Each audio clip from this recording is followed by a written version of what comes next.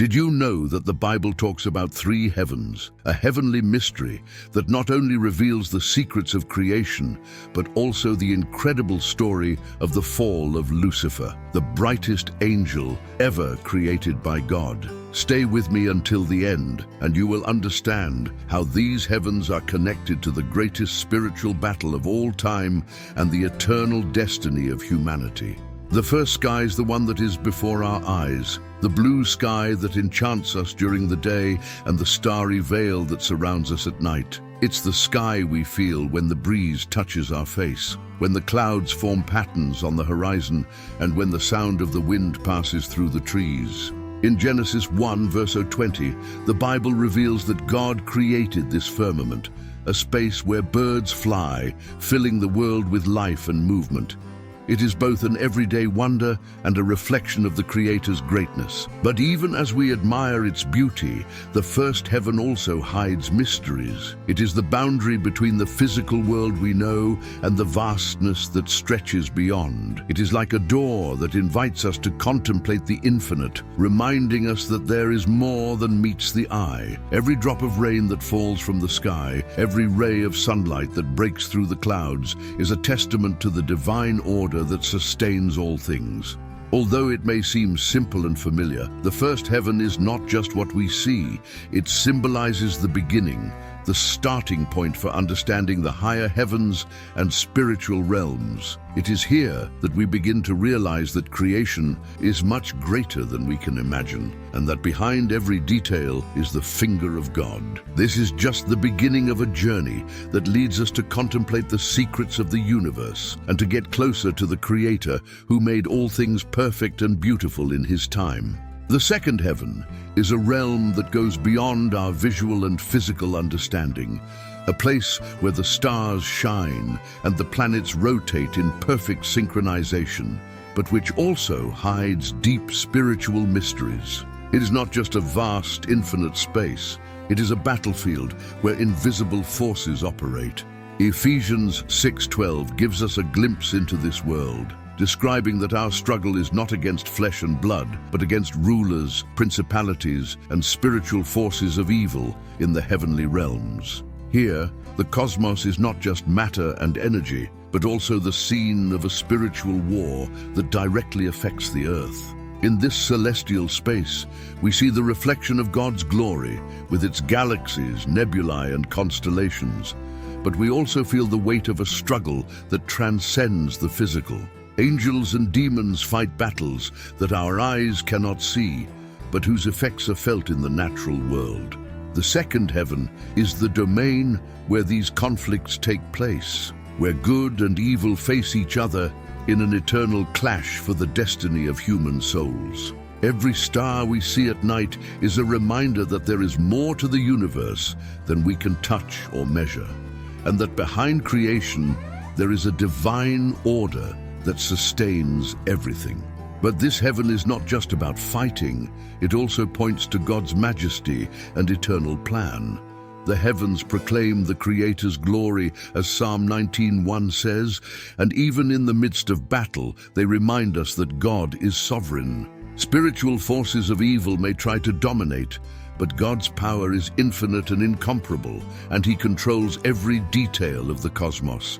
The second heaven invites us to look up, not just with our physical eyes, but with our spirit, recognizing that we are part of something much larger.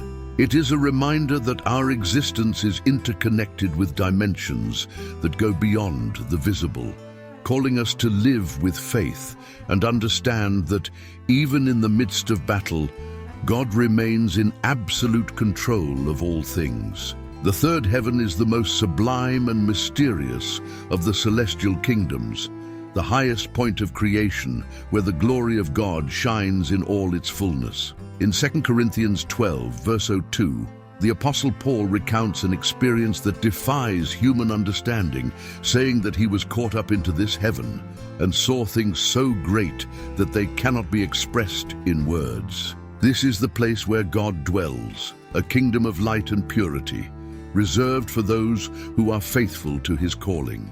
Unlike the first heaven which we see above us, and the second heaven, which is the vast space where spiritual forces act, The third heaven is beyond time and space. It is the abode of the Creator himself, the eternal throne where the angels continually sing, "Holy, holy, holy," Isaiah 6 verse 03, and where the divine presence is felt in all its intensity.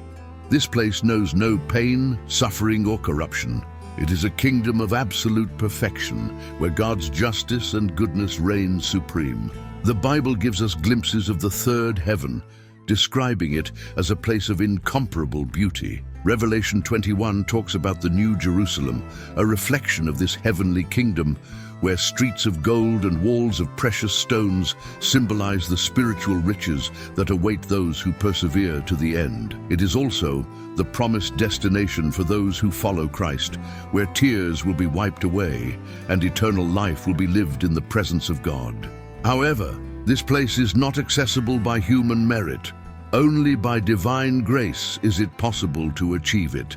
Jesus declared in John 14, verse 2-3, that he went to prepare a place for us, a promise that there is room for everyone who surrenders to God's will. It is an invitation to live according to heavenly principles, knowing that the third heaven is not just a distant place, but a reality that awaits us, prepared with love and care by the Father. The third heaven is not just the final destination.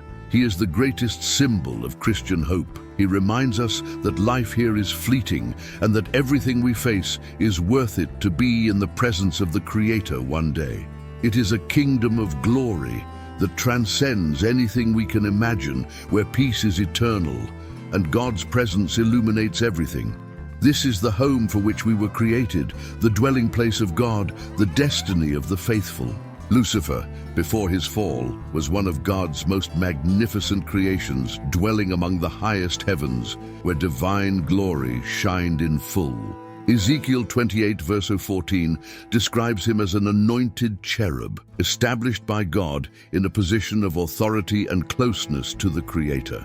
He was perfect in beauty, filled with wisdom and brilliance, adorned with precious stones that reflected divine light. His position was not only one of prominence, but one of absolute trust. He walked among stones of fire, a poetic expression that suggests his intimacy with the presence of God and the sacred environment. However, something changed in Lucifer's heart. Pride began to take shape. In Isaiah 14 verse 13e14, we find the record of his internal rebellion, where he said in his heart, "I will ascend to heaven. I will exalt my throne above the stars of God. I will be like the Most High." This desire to be like God was the seed of his downfall. He was not content to reflect the glory of God. He wanted to possess this glory, to claim for himself what belonged solely to the Creator. This rebellion was the first sin of the universe, an event that shook the heavenly realms. Lucifer, the bringer of light, became Satan, the adversary. His expulsion from heaven was a dramatic fall. As Isaiah 14 verse 12 describes, "How you have fallen from heaven, O morning star, son of the dawn." He was cast out, separated from the presence of God, along with the angels who followed him in his rebellion. Revelation 12 verse 7-9 gives us a glimpse of this battle, where Michael and his angels fought the dragon and his followers, culminating in Lucifer's defeat and expulsion. But the story of his downfall is not just about him. It is also a warning about the corrosive power of pride and excessive ambition. Lucifer, who had everything, chose the path of rebellion and lost everything. His fall reminds us that there is no place for sober before God, and that the glory belongs to Him alone. Even now, Satan continues his work of deception, seeking to turn humanity away from God. He operates in the world, but his final defeat has already been decreed. God, in his sovereignty, will use even the same evil plans as Lucifer to fulfill his eternal purposes. Lucifer's fall is a powerful reminder that God's kingdom is unshakable, and that no power, no matter how impressive, can prevail against the Creator. This is a story of lost glory, judgment, and above all, the supremacy of the one true God. These three heavens are not just physical places. They represent profound portals to understand the extraordinary divine plan, which transcends the visible and connects us to the eternal. Each layer of the heavens reveals a little more about the majesty of God, His creation, and our role in the universe. Want to continue exploring celestial mysteries and delve even deeper into these spiritual revelations? Subscribe to our channel now so you don't miss any amazing content, and share this video with someone who needs to hear this powerful message. See you in the next video.